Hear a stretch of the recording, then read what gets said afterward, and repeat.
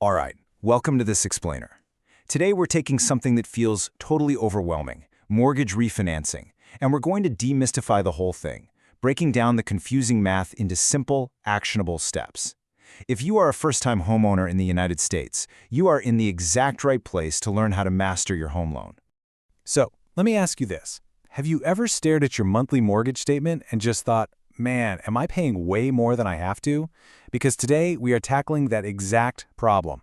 Or maybe you've heard your neighbors talking about refinancing to get cash for a kitchen renovation, but the whole thing just sounds like a mountain of paperwork and incredibly confusing math. Well, we are going to fix the math part right now, though honestly, I can't promise you'll enjoy the paperwork. Okay, here's our roadmap for today. We're going to cover 1. What mortgage refinancing actually is. 2. Why homeowners do it. 3. The costs and your break-even point. 4. When to avoid refinancing. 5. Some common misconceptions. And 6. Actionable next steps. Let's dive right into Section 1. What is mortgage refinancing? Basically, swapping your old loan for a new one. At its core, mortgage refinancing is simply the process of replacing your current home loan with a brand new one that has different terms. Think of it like trading in an old, clunky, high-interest car loan for a totally fresh contract. Your house, it stays exactly the same, but your deal with the bank gets a major upgrade. You're not just tweaking your rate. You are starting a completely new mortgage process from the ground up. Moving on to Section 2. Why homeowners refinance. We're looking at the reasons and the routes. People usually go through this process for one of 4 main reasons. Goal number 1, and this is a big one, is just to save money. By dropping your interest rate even a little bit, you can lower that monthly payment and save thousands over the years. Goal 2 is paying off the house faster. So say you switch from a 30-year to a 15-year loan. Yeah, your monthly payment might bump up, but you'll be debt-free so much sooner and dodge a mountain of interest. Goal 3 is switching loan types, like getting out of a risky adjustable rate mortgage and finding that peace of mind with a fixed rate. And the 4th goal? Tapping into cash. If your home's value has shot up, you can actually withdraw that equity to fund home repairs or wipe out other debts. So depending on what you're trying to achieve from that last list, you'll pick one of these routes.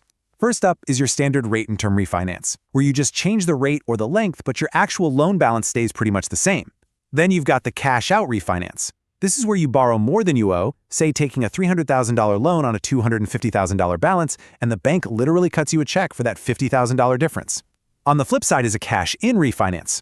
Here, you bring your own cash to the closing table to lower your total balance, which can score you a better rate or drop some extra fees. And finally, the streamline refinance. This is a super low paperwork option specifically for government-backed loans like FHA or VA, and get this, it sometimes doesn't even require a new home appraisal.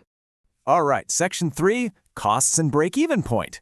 This is where we calculate the true price of refinancing. Okay, here is the catch. Getting a new mortgage is absolutely not free.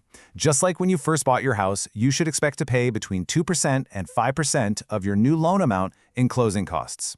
To put that into perspective, if you're refinancing a $250,000 loan, that 2 to 5% window means you're looking at anywhere from $5,000 up to $12,500 in upfront costs. Yikes, right? So what exactly is eating up those thousands of dollars? Well, it's mostly administrative work and home valuations. You're going to pay an appraisal fee to see what your home is worth today, a credit report fee so the lender can check your financial pulse, origination and application fees just for the bank's time, and a title search to make sure there's no legal drama with who owns the house. Now, you can sometimes roll these costs into the loan so you don't have to fork over cash up front, but keep in mind, if you do that, you're going to be paying interest on those fees for years to come. Before we get too deep into the math, I want you to anchor yourself through a really handy rule of thumb, the 1% rule. Basically, if a new loan can drop your current interest rate by at least a full 1%, it's usually worth a look. Think of that 1% drop as your green light to start investigating if a refinance makes sense for your specific situation. Now, let's look at the absolute most important calculation you will do in this whole process, finding your break-even point. This tells you the exact month your refinance actually starts making you money. Step 1, identify your upfront costs. Let's say it's $3,000 in fees. Step 2, figure out your monthly savings. Maybe your new rate saves you $100 every single month. Step 3, just divide that $3,000 by $100. That gives you 30 months, or exactly 2.5 years. That is your break-even point. So the big question you have to ask yourself is, are you going to stay in this house for more than 30 months? If the answer is yes, this could be a fantastic financial deal. That brings us to Section 4, when to avoid refinancing. Let's look at some red flags. Because, look, refinancing isn't some guaranteed magic trick. There are definitely times it's a terrible financial move. For instance, if you end up selling your house before you hit that 30-month break-even point we just talked about, you are literally losing money on the deal. It's also a really bad move if you're almost done paying off your current 30-year mortgage. I mean, if you reset a 20-year-old loan back to a brand new 30-year term, sure, your monthly payment drops, but you are resetting the clock, and you'll pay vastly more in interest over the long run. Oh, and one more thing. Watch out for hefty prepayment penalties. Some older loans actually hit you with a massive fee just for paying them off early. Always read the fine print. Moving into Section 5, Common Misconceptions. It's time for a little fact versus fiction. The absolute biggest myth out there is that the interest rate is the only thing that matters. Not true. The fact is, the length of the loan is just as critically important. Please don't be fooled by a lower percentage rate if extending your timeline means you're paying the bank vastly more over the life of the loan. For example, a shorter loan might cost you, say, $50,000 in total interest, while stretching it back out to 30 years could cost you $150,000. So yeah, length matters. Here's another massive one. The idea that you can only refinance once.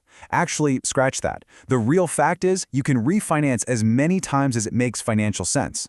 Lenders usually just want you to wait about 6 months between loans. So if you refinance today and rates plummet again next year, you aren't locked in forever. You can totally do it again.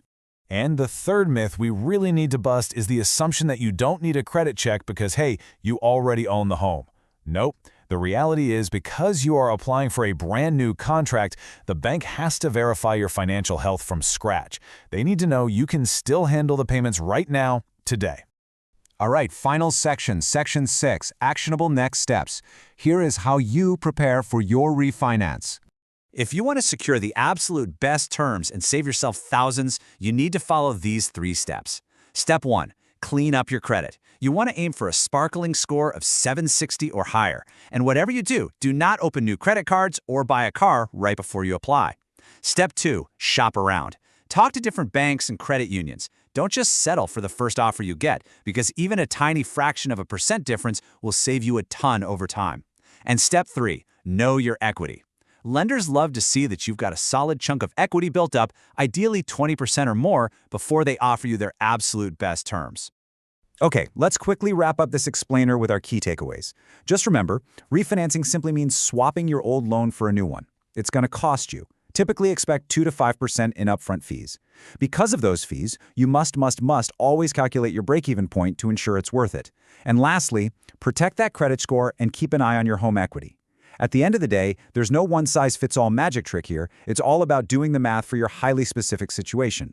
Which brings us to the most important question I have for you today. Have you actually calculated the break-even point on your own mortgage statement yet? Seriously, I challenge you to go grab your latest statement right now, apply that 1% rule, run the math, and see if you can take control of your financial future. When it's used correctly, mortgage refinancing can be an absolutely incredible wealth-building tool. Thanks so much for joining me on this explainer. Keep exploring, keep asking the big questions, and I'll see you next time.